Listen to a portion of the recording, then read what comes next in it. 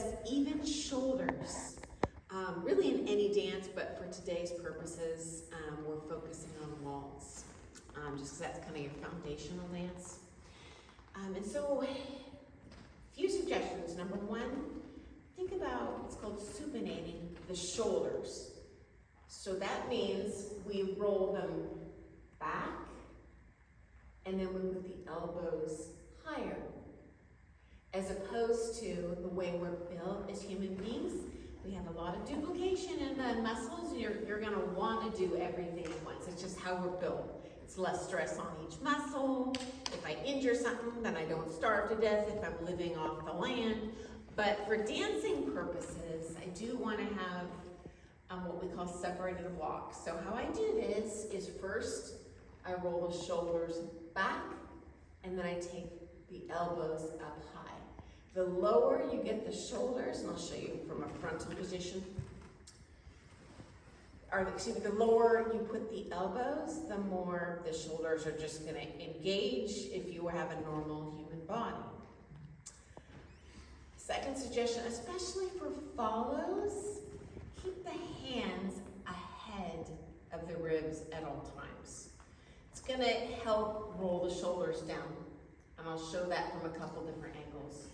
So I'm rolling back. I do this even in my walk up. I don't walk up and then try and fix everything. I immediately, before I commence moving, I'm immediately rolling them. And then I come up, and then I go down. And you'll notice, and I'll show frontal.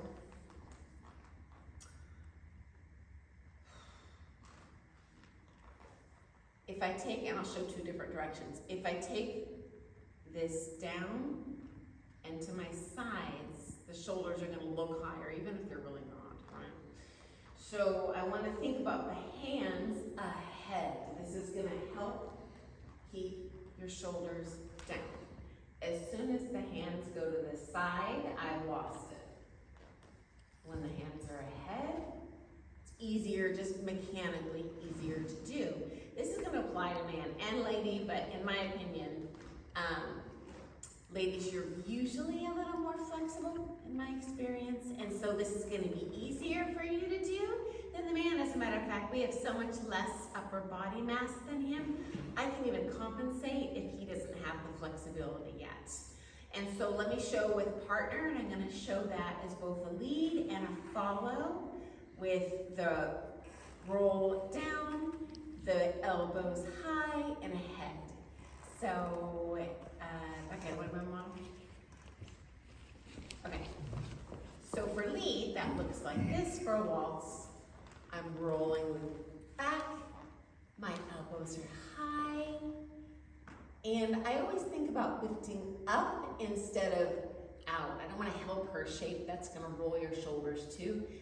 Her weight is much lower than you think it is. So this is just helping her stay up. Another way we can think about it is she doesn't have arms as strong as you. I'm going to help her stay up instead of keep her at my side. Don't worry, that's her job. She'll stay at my side. Okay, perfect. Okay, and then can I have, Ray, do you want to be my victim here? Okay. Sure. I'll show that as lady now. So even in the walk up and go ahead and walk up, I'm rolling, I'm high, and then I come down. And let's just go ahead and slowly show. You see how my elbows are ahead? They're not to my side. I'll show that from the back side too. Elbows ahead, elbows to the side, elbows ahead. And here's the other bad one. Elbows low, elbows higher. I'd rather even see a gap in this left arm position than fully connected. Because I do want to prioritize my top line. In this day and age, we often have floats and feathers anyway. They're going to notice this jacked up shoulder a heck of a lot faster than they'll notice a lack of connection with this elbow. Some ladies even don't connect with the wrist. I prefer that, but it's still going to give you higher marks in comps and this stuff. So hope that helps.